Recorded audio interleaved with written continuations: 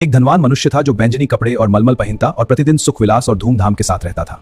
और लाजर नाम का एक कंगाल घावों से भरा हुआ उसकी डेवड़ी पर छोड़ दिया जाता था। और वह चाहता था कि धनवान की मेज पर की जूठन से अपना पेट भरे, वरन कुत्ते भी आकर उसके घावों को चाटते थे। वह कंगाल मर गया। स्वर्गदूतों ने उसे इब्राहिम की गोद में पहुंचाया और वह धनवान भी मरा और गाड़ा गया।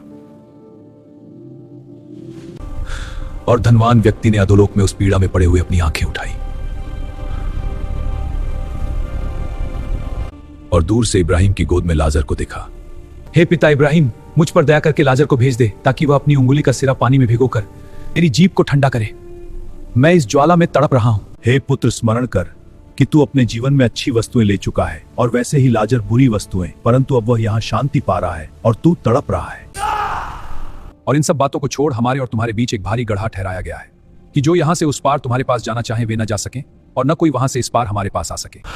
तो हे पिता, मैं तुझसे विनती करता हूं कि तू उसे मेरे पिता के घर भेज। पिता इब्राहिम, मेरे 5 भाई हैं, वह उनके सामने इन बातों की गवाही दे। ऐसा न हो कि वे भी इस पीड़ा की जगह में आए। उनके पास तो मूसा और भविष्यद्वक्ताओं की पुस्तकें हैं, वे उनकी सुने। नहीं है पिता इब्राहिम, पर यदि कोई मरे हुओं में से मेरे भाइयों के पास जाए तो वे मन फिराएंगे।